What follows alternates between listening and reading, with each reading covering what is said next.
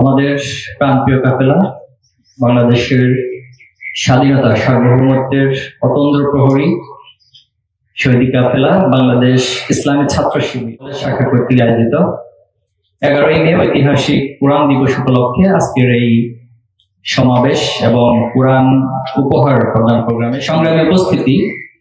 11ই মে ঐতিহাসিক কোরআন দিবসের যে প্রেক্ষাপট 1985 সালের 10ই এপ্রিল ভারতের কোরআনকে বাজেয়াপ্ত করার জন্য একটি রিট হয়েছিল, একটি মামলা হয়েছিল। সেখানে তারা সূরা বাকারার 191 নম্বর আয়াত এবং সূরা তাওবার 31 নম্বর আয়াত এটিকে সাম্প্রদায়িক সম্প্রীতি নির্দেশমূলক হিসেবে আখ্যায়িত করে এটি অজুহাত হিসেবে ভারতের আদালতে রিট দায়ের করা হয়েছিল। রিটটি দায়ের করেছিলেন পদ্মমল চোপড়া এবং শীতল সিং। সে সময় যিনি বিচারপতি ছিলেন জনাব পদ্মা দস্তগীর, তিনি মামলাটি গ্রহণ করেছেন।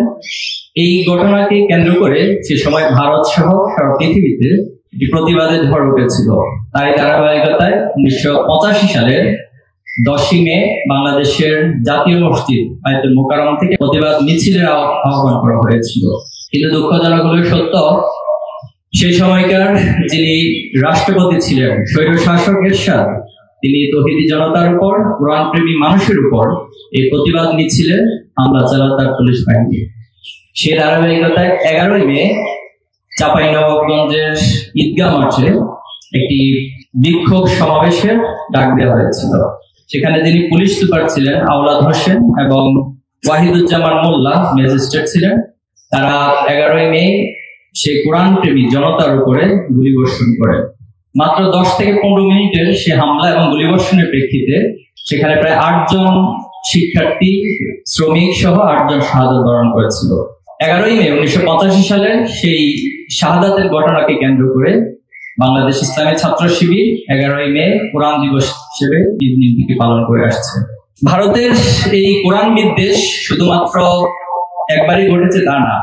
আমাদের পার্শ্ববর্তী একটি রাষ্ট্র যেখানে সাম্প্রদায়িক সম্প্রীতির উপমা অথবা সাম্প্রদায়িক সম্প্রীতির বয়ান তারা আমাদের কাছে হাজির করে, অথচ সে ব্রিটিশ ইতিহাস থেকে শুরু করে আজ অব্দি তারা বারবার মুসলিম বিদ্বেষ এবং কোরআন বিদ্বেষের নজির স্থাপন করে আসছে।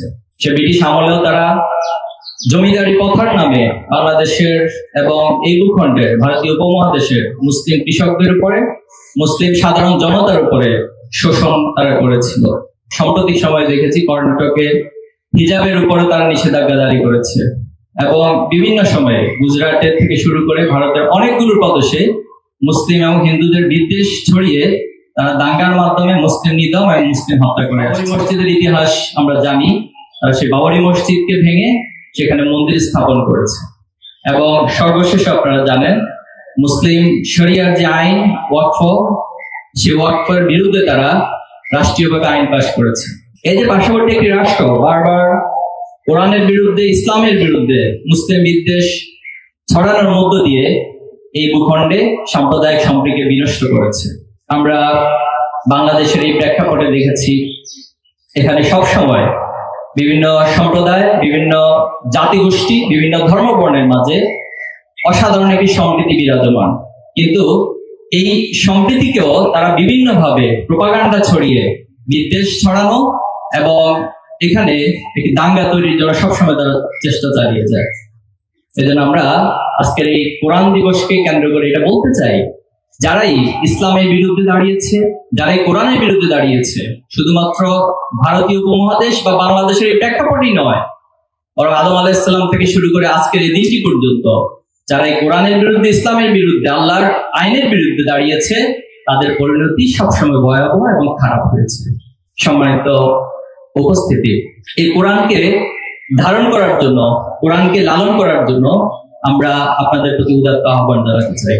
এই কোরআন শুধুমাত্র আমার সওয়াবের জন্য নাযিল হয়নি, এই কোরআন এসেছে আপনার আমার জীবনকে আমূল পরিবর্তন করার জন্য। আপনারা জানেন রাসূলুল্লাহ সাল্লাল্লাহু আলাইহি ওয়াসাল্লাম বিষয় বলেছেন, এর মধ্যে বড় দুটি জায়গায় যেটা বলেছেন যে আফালা ইয়াতাফাক্কারুন, তোমরা কি চিন্তা ভাবনা করবে না? আফালা ইয়াতাদাব্বারুন, তোমরা কি কোরআন নিয়ে গবেষণা করবে না? এই কোরআন নিয়ে চিন্তা করা, ভাবনা করা, যিনি যত বেশি চিন্তার গভীরতায় যেতে পারবেন তিনি কোরআন থেকে তার জীবন পরিবর্তনের জন্য, সমাজ পরিবর্তনের জন্য যে প্র্যাকটিক্যাল থিওরি সেটি তিনি আবিষ্কার করতে পারবেন। আমরা এই দুনিয়ার হাজারো মতবাদ দেখি, মানবতার ফেরি নিয়ে হাজির হন। আমরা দেখি পৃথিবীতে সবচেয়ে মানবতা বিরোধী কাজ তারাই করে থাকে। আমরা দেখি পৃথিবীতে সবচেয়ে অশান্তির মূলে তাদের সকল চক্রান্ত এবং তাদের কার্যক্রম নিহিত। আমরা আহ্বান জানাতে চাই, আসুন যদি সত্যিকার অর্থে আমরা এই সমাজ থেকে, এই রাষ্ট্র থেকে, আল্লাহর জমিন থেকে জুলুম এবং নির্যাতনের মূলোচ্ছেদ করতে চাই, তারা আমাদেরকে কোরআনকে উপলব্ধি করতে হবে, কোরআনকে ধারণ করতে হবে এবং কোরআনের মাধ্যমে এই সমাজকে পরিবর্তন করতে হবে। জুলাই আগস্টে যারা জীবন দিলেন গত বছর, নিঃসন্দেহে এই জুলাইয়ের স্পিরিটের মূল তত্ত্বই হচ্ছে এই জমিনে কোনো বৈষম্য থাকবে না, কোনো জুলুম থাকবে না, কোনো অন্যায় থাকবে না।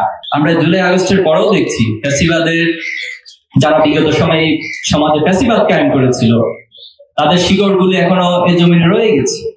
তারা বিভিন্ন ভাবে আবার ফ্যাসিবাদকে ফিরিয়ে আনার চেষ্টা করে যাচ্ছে, অথবা নতুন করে নয়া স্বরূপে এখানে আবার ফ্যাসিবাদ কায়েমের জন্য তারা চেষ্টা চালিয়ে যাচ্ছে।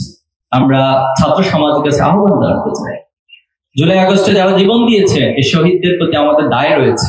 সেখানে হয়তো আপনি আমিও শহীদ হতে পারতাম, কিন্তু আমার ভাইয়েরা শহীদ হয়ে গিয়েছে। শহীদ পরিবারদের প্রতি আমাদের দায় রয়েছে, তারা যে জন্য তাদের জীবন দিয়েছে, রক্ত দিয়েছে, আল্লাহর জমিন থেকে জুলুম এবং নির্যাতনের মূলোচ্ছেদ করা।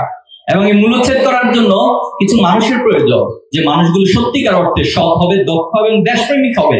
তারা এই সমাজকে নেতৃত্ব দেয় এবং তাদের হাত ধরে সমাজের প্রকৃতপক্ষে শান্তি প্রতিষ্ঠিত হবে। ইসলামী ছাত্র শিবির এসে 1977 সালের চিন্তা 2024 সালে এসে বাংলাদেশের শুধু ছাত্র সমাজই নয়, ছাত্র জনতা, আপমর মানুষের প্রাণের দাবিতে এবং একান্ত লক্ষ্যে পরিণত হয়েছে।